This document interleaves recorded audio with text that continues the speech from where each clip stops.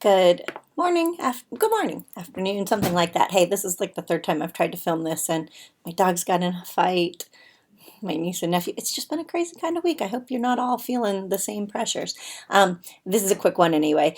Most of what I have to say has already been shared on the various documents, but I wanted to just post a couple of updates regarding the multimodal, the multi-genre pieces that you should be working on or toward with regard to your capstone essay. So just as a couple of highlights.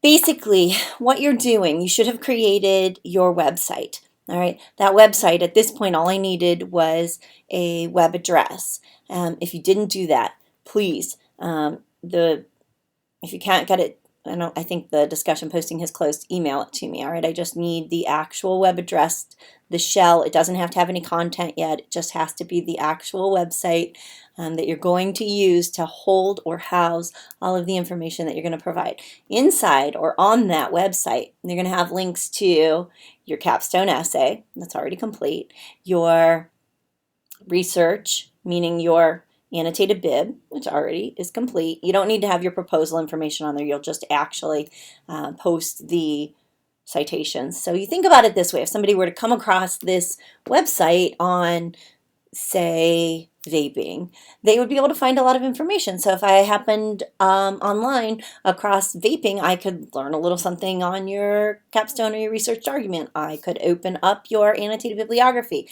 I could obviously those are a bunch of resources, and I could read a little about them, and then I could go to those resources. Then I have these other options, which would be the other arguments that you're making. Now, these are a little different because as a reader or a viewer, an audience member, that might not be where I find them initially via your website, but you're going to provide links to them. So you're going to have on there access to the multi-genre approaches. So you have to create an argument or part of it, like an argument based on some part of your research argument. So let's go back to this idea. Maybe you're doing vaping. Who needs to hear what you have to say? If you want to say, don't vape, who needs to hear that argument? Maybe it's junior high kids.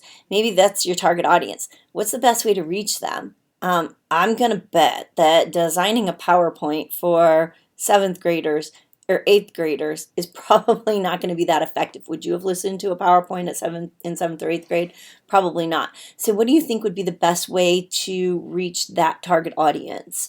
Okay, think a little bit about that. What would you do? What kind of an appeal would you make? How would you design it? Where would you place it? Would it appear on Twitter? Would it appear on Instagram? Would it appear on what kind of platform would you place it on? What would it be? Would it be a billboard type thing that you would, obviously you're not going to create a real billboard, but like an image of one? What would you do? What would you create? So think a little bit about that. What would it say? Would you tap into some characters? Would you create your own? What would the phrasing be? Think about the language. Think about the colors. Think about what you would use to create that. Think about how you would design that. Maybe you would provide a pamphlet. This would be a second one, right? So you have to create two of these. Maybe you would create a pamphlet that you would provide to parents. Well, where would you reach parents? Parents of teens. Where would you find them? Think about this. You have to think about where your audience would be and what would best appeal to them. So design your approach, your appeal accordingly. Okay, so those are two options. Maybe you want to create, maybe you want to use a blog entry. Okay, blogs are very popular. You can reach a decent sized audience there. So think a little bit about that. Really depends on what your argument is, who you're trying to reach, how you're trying to reach them. Design them accordingly. You have to be realistic about the mode that you would use, what you think people would respond to. What do you respond to? You looked at a bunch of different campaigns, okay, when you came to settle on one that you evaluated. And granted, a lot of those were commercial campaigns. So like, you're not Nike, crazy, but nope, not Nike.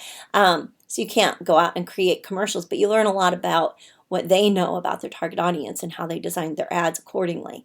I posted just yesterday an ad that I saw, a campaign that I saw, and I think it was South Dakota, about their meth problem. So it's a PSA, and they're looking at the meth problem, and they said, "We're on it." Okay, so that simple phrase, "we're on it," think about how it can be taken in two ways, right? We're on it, meaning we're on it, we're working on it, we're on it, we're taking care of it, or we're on it. Meth, they have a huge meth problem. So they're like, yeah, we're on it, like we're doing it. And then they have this like whole campaign that showcases like, if you go through the article and then some of the links attached to it, they had like a scene that like just a photograph, and it had three football players, and it said, "I'm on it," and then it showed other like just people in the community. "I'm on it," meaning all these different types of people use the drug. Well, it